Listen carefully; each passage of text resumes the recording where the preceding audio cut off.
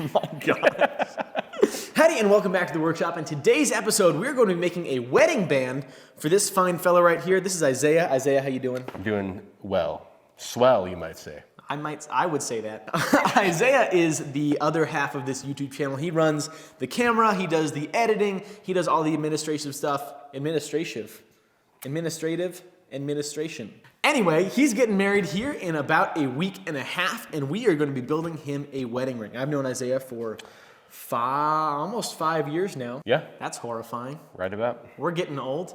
He did all of the filming on Alec's channel, and then when Alec went back to England, he and I sat on our own and started this channel. And so in that time, we've become very, very good friends. I've gotten to know him very well, and I'm very excited that we get to build something that will be on his hand all the time, that will have some personal history and meaning. So Isaiah, do you want to tell us what the plan is? Yeah, we're making the Damascus ring, and for the inner liner, I have some old film I'm going to use. I have a frame from the original 70 mil stock of Star Wars and some other cool stuff, and we're going to basically condense it into a micarta, and yeah, throw it up in the lathe and get ready for lining. So it's going to be awesome. So we're going to start off by doing the resin and wrapping on this film stock. And so we're going to take some of this old, I don't even know what the material, it's a plasticky kind of material, right? We'll do the research. We're going to start off by doing the composite material. It's a type of phenolic essentially, where we're going to layer epoxy and film. We're going to wrap it up real tight and clamp it, and that is going to make up the liner. And that liner is essential because if you have Damascus steel straight on your finger, it's going to get rusty, it's going to look bad, it's going to turn your finger orange, which, I mean, we can do that if you want to. But incorporating film is a really cool thing to be able to do because Isaiah has a film degree. He's very into film. So we're going to start off doing our liner material before we jump onto any of the steel work, because that epoxy is going to need to set for a long time. That's the thing that we're going to do first. Now, the thing about Squarespace is that it's not actually a small block of wood. It's actually an online website building platform that I absolutely love. The great thing about Squarespace is you don't have to have an advanced degree in computers to be able to build a beautiful website. You don't even have to be a graphic designer, but you can utilize the skills of people that know how to use computers and people that know how to do graphic design and put your own spice and flavor into a wonderful website with pre-laid out website designs. You can have galleries, you can have a portfolio of your work, you can have a layout of all of the different pictures of things that you make. You can even sell products on there. I just used a new feature for the first time that I didn't even really know it was there. You can have a newsletter, and it's like really easy to set up. So if you guys are interested in subscribing to my newsletter, you can go onto the newsletter page on my website. That is the place where I will send out emails letting you know when I have work available, whether that's knives or dance lessons. I don't sell that, but I could through Squarespace. Wouldn't be that hard. I could ramble on and on for hours about how neat all of the features that they have and how easy those features are to use, because Squarespace is just overbuilt like that. It's built different. I highly recommend that you go to squarespace.com/Will Stelter and use code Will Stelter at checkout for 10% off your first purchase of a website domain or a website. Thank you, Squarespace, for sponsoring this episode with that. So we rolled up about 4 seconds of black screen, and we rolled it around a 1/2-inch rod, and so that's going to be just enough to make up our liner, and we'll be able to sneak in that Star Wars film in there as well. We're going to be using some Total Boat thick set clear casting epoxy, the perfect stuff for this basically. Mix it at a ratio of 3:1. We will use a little scale to make sure that we get the right ratios, and then we will use a paintbrush to basically coat it as we roll it up onto the rod that we are going to be wrapping it around. Now that we've got the film wrapped up, the next step is to take some of this steel right here. I don't actually know what project this is from, but we made it at Alec's shop like 3 or 4 years ago.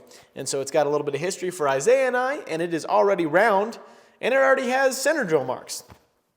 So that's a win. We're gonna go ahead, throw this in the lathe, and bore it out to the proper size. The tricky thing with a ring is that you don't want it to be super duper thick. I don't want Isaiah to be walking around like this all the time. Maybe he does. So really the internal size that we're going to shoot for is about 20 millimeters, which is 788 thousandths of an inch. So what we're going to do to this piece of Damascus is chuck it up in the 3-jaw chuck of the lathe, turn it down just a little bit, face it off so that we make sure that we have a nice face to be able to reference off of on the front. Then we'll bore it out with a larger drill bit and then use a really small boring bar to open up the inside and give it a slightly nicer surface finish.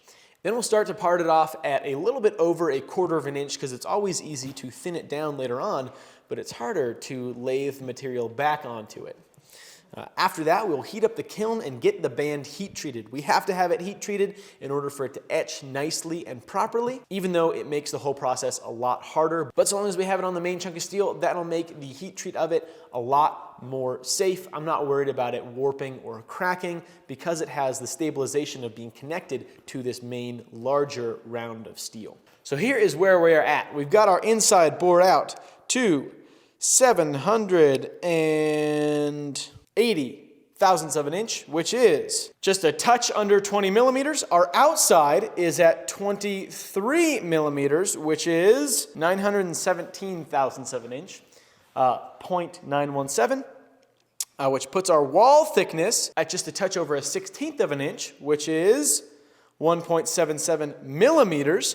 And the width of our band, now that we started that parting off, to give it a little bit of a separation from the block so that hopefully that block doesn't temper it back too far as we're doing our heat treating, is 268 thousandths of an inch, which is a little bit over 1/4, 6.81 millimeters. Now it's time to fire up the heat treating oven. We're gonna give this thing a little bit of a coat of just a protective layer on the inside to help from decarburization. It's not going to matter a ton, but we want to make sure that that inside is going to harden up as well. We're going to remove material off the outside, so I'm not going to fuss with that. Just a little bit on the inside there. And we'll get that kiln heating up to 1475 degrees Fahrenheit, which is, Lord knows, in Celsius.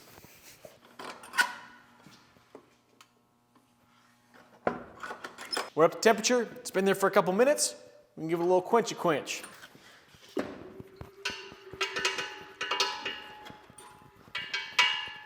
Someone get me a nice sharp bar of 01 so I can crack this sucker. Somebody call Niels. All right, it's been long enough not only for this to cure, but also for me to have gotten a haircut. I don't look homeless anymore. It's a good thing. Shut up. All right, our film is cured, and I'm going to that was unsatisfying as can be. Looks good. Looks turnable. Whoa. I'm a little bit worried about getting the film off of the rod. It'll be all right. It's fine, probably. I am going to heat up this rod right here with a torch. And it'll probably roast the end of this a little bit, but that's okay. Actually, I'll mainly keep the flame down here. Look at that. Hey-yo. That melted a little bit. It's okay.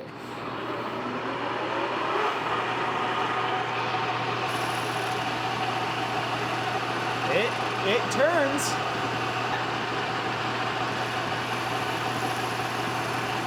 Whee! Wow, that is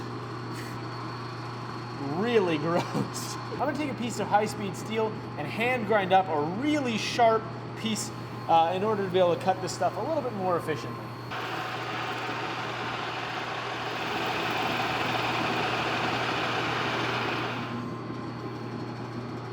That is a lot better. It's still not amazing, but it's a lot better.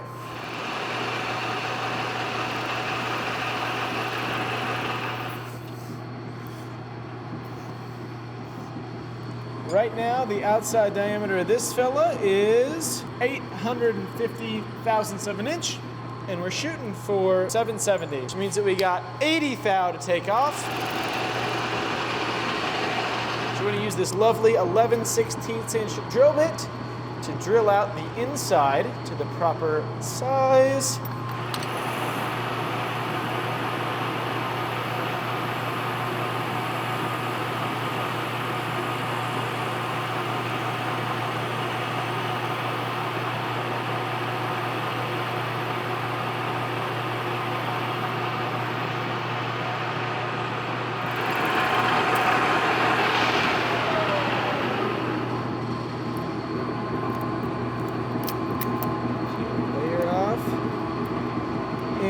Fit. Look at that. Okay, so the camera, this one right here, died while I did a little bit of turning on the steel. Now that it's been hardened, all I did was take a really light skim cut off of the top and then start to part it off using a carbide tool. And I'm going to finish it off in the grinding room with a little zip disc on the old angle grinder. So here it is after a little bit of turning on it. It's just this touch thinner, and it's got this groove here. We're going to be using that as our guide for our 90-degree angle.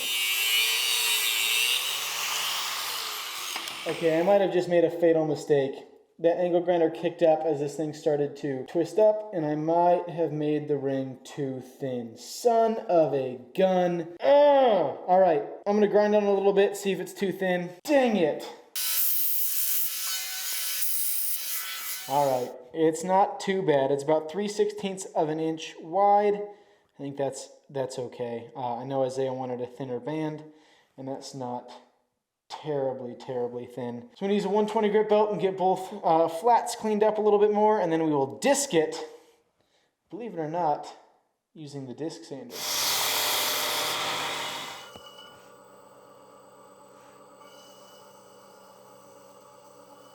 I think it's gonna be a little tight, but I'm gonna squeeze the ring onto this ring mandrel. Yep. Time to do some contouring. Wowza! I bet you guys would like to have a look at this right now, but you can't because we're not at the end of the video yet.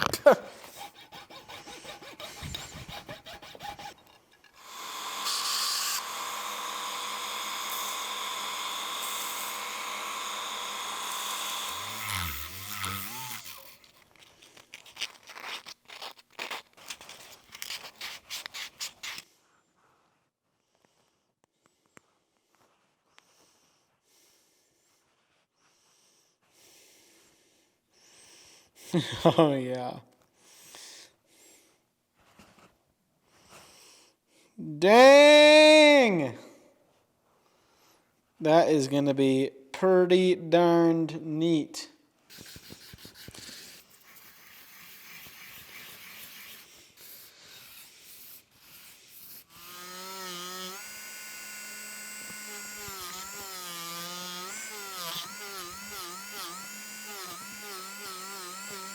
Time for a little bit of degreasing.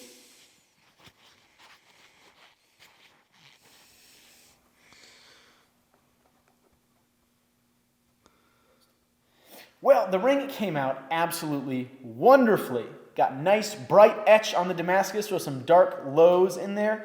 And then the film liner had a surprising secret that I wasn't expecting, and I didn't notice it while I was working on it, because while I was working on it, I was looking at the outside, I was looking at the inside, I wasn't really looking at the side of it. It looks black on the outside, it looks black on the inside. But when you hold it up to the light, it picks up all of the light. And so it looks totally translucent, very kind of ethereal and mysterious. Super cool. I had no idea that this material was going to do that. Very happy that this is the ring that Isaiah is going to get to wear on his finger. There's a lot of cool meaning tied up in it. And I need to go deliver it on over to where he's getting married in Wyoming. Not only does he need the ring, but I am very honored I get to officiate the wedding, and so I also need to be there. And I'm running a little bit late right now, so we got to go.